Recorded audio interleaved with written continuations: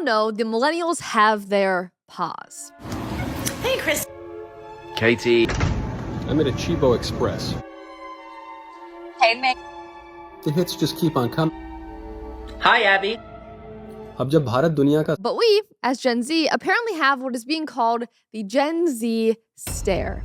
I wanted to recreate it myself, but I don't think that I can because it involves communication. Like, you have to ask me how I'm doing, and I have to be like, good.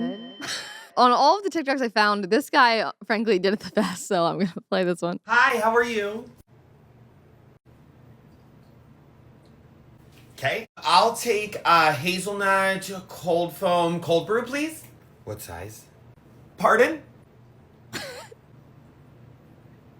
What size? Oh, 24 ounce, please. Okay, thanks. I'll just wait down here for it. Hi, how are you? Table for two, please. Table or booth? Pardon? Table or booth? Oh, booth, please. Oh. Are we following you? So accurate. Hey guys, welcome in. Could I start you off with something to drink?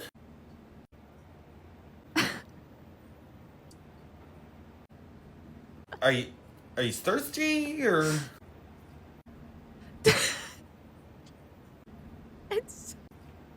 Okay, I'll check back. Yo, why is he looking at me like that? What's up, little bud? You got a staring problem, pal? Like what, dude? He's just looking at you. He's a baby. Now, if I need to do any further explaining here, which frankly I don't think I need to do because he gave a lot of the scenarios in which this is seen and done, but it's really just Gen Z just like staring back at you like... And sometimes they just don't respond when they like need to be responding. When I first heard the phrase, I didn't understand it. And then I watched a couple videos and I was like, oh my gosh, I experience that all the time. I didn't even know I was experiencing it. And I'm glad that it has a name. Here's another waiter explaining the Gen Z stare, because it's not always from the waiters. Sometimes the waiters are the ones, again, experiencing it from the Gen Z, the young Gen Z, which I will get into. This is a Gen Z stare everybody's talking about. You have to like, confused why I haven't been acknowledged yet. Yep.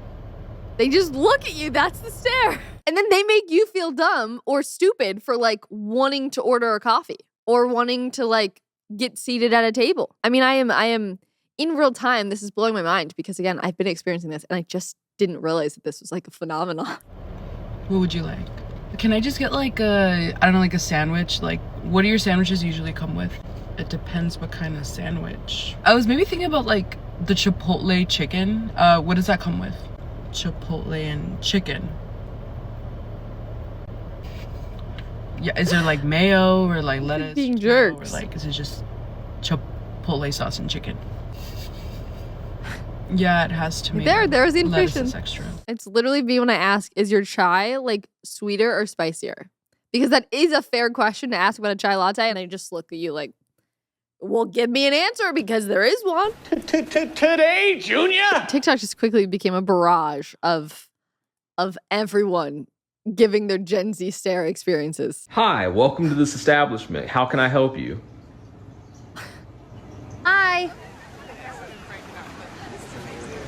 Apparently, Sydney Sweeney does this in The White Lotus, which is why this is being referred to here. It's not ridiculous responses to ridiculous questions. It's just responses to initial greetings. To normal questions. Hello. Hi. How can I help you? Do you two go to school together? The fact that y'all immediately were like, actually, we are smarter than everybody else. Everybody else is dumb. And that's what's going on here is that you guys are just dumb and we're smart and we're the first people to have ever worked a service job and the only people to react weird to it. In addition to the incredible TikToks that are being made about this, the comments are also fantastic. Someone said, they're so nervous to engage offline, LOL. I mean, unfortunately, it's almost like they were locked inside during the most crucial years of social development or something. Which to that, sure, that does affect development, but especially among Gen Z, we were already sort of grown to a certain degree, and it was a year of being like really not going places the way that we used to. You were taught how to be a nice, pleasant human for more years than just 2020 to 2021. So I don't like that as a full excuse to this phenomenon. It's like minor interactions cause them to buffer in real time.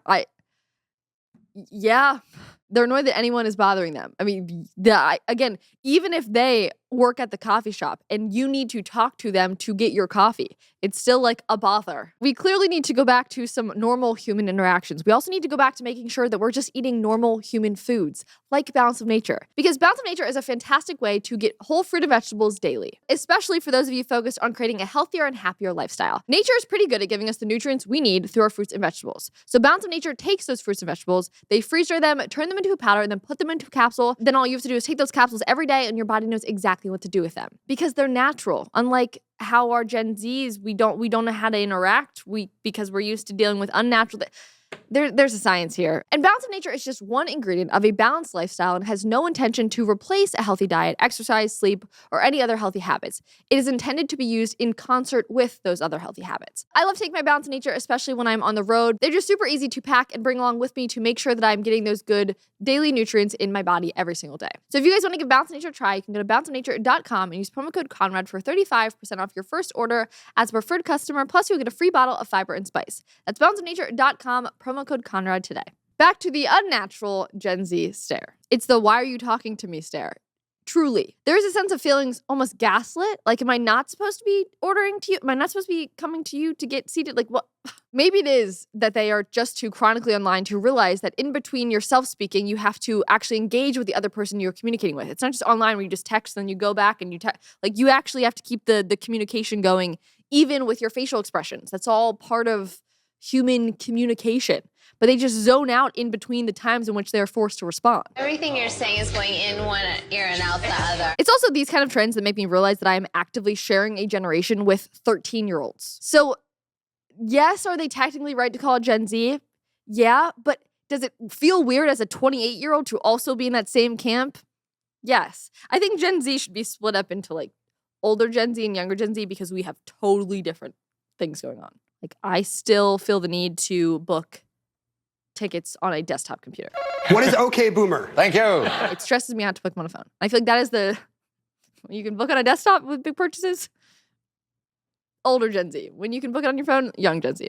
Or not at all, apparently, because they're 13-year-olds. Another person said, I don't owe you emotional labor. I mean, even if they are literally in the labor force, doing a job, that is exactly how that feels. So Gen Z is reincarnated boomers? Basically. I feel like this is way more Gen Alpha than it is Gen Z. As evidenced by some of those TikToks, it specifically seems to be noticed within the service industry. Like when you walk into a Chipotle and you say, hi, yes, I'd like to get a bowl. And then they just stare at you.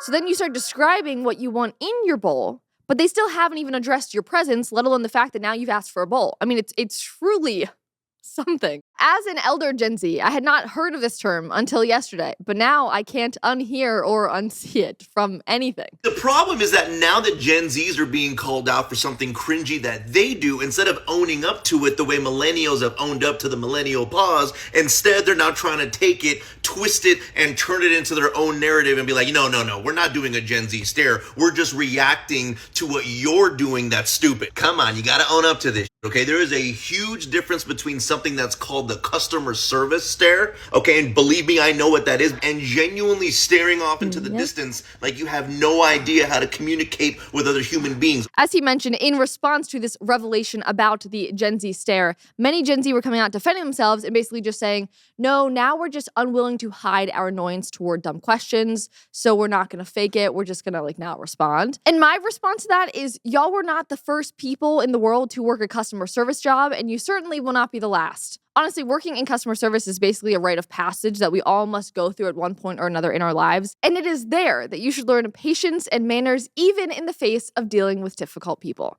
That is customer service 101.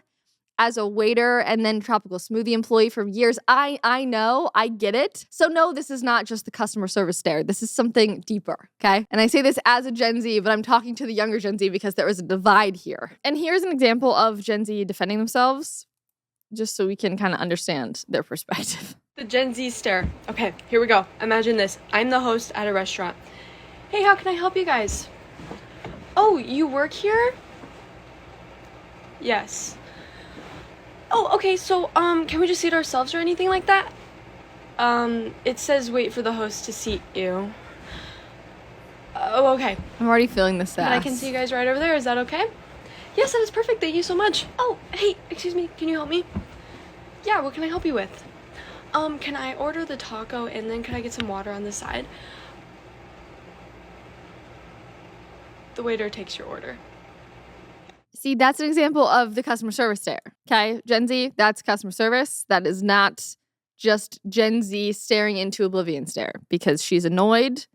But what we are saying is that this stare is given even when there is no annoyance to be had, when you're just doing simple things like saying hi and ordering coffee. Now, I have millennials in the building, and I've also heard that these millennials did not even know what the millennial pause was until today. We should all be ashamed of ourselves. To clarify the millennial pause also further, it's when you go to take a selfie video, and once you've already hit record, you're like, hey guys, and there's just like a pause, and you keep the pause in. Like you're just supposed to start talking. That is a very shortened version of what the millennial pause is. You're and very that was true. It exists. You just don't have self-awareness.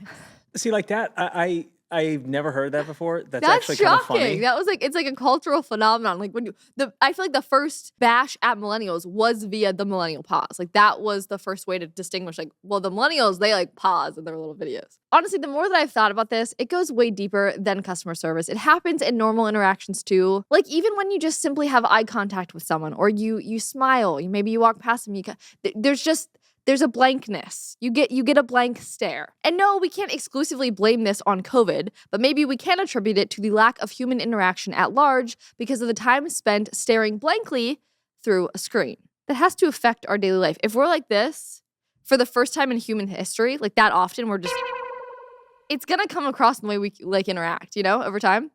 That's my new theory. Either way, we need to do something about this quick because if the Gen Zers are already turning into robot zombies, imagine what's going to happen next with Gen Alpha. Thanks so much for watching today's episode. If you want more content like this, make sure to subscribe to this channel and like this video if you enjoyed it. For other content, you can also follow me on Instagram and X, as well as our brand new comment section Instagram. I'll see you guys in the next episode.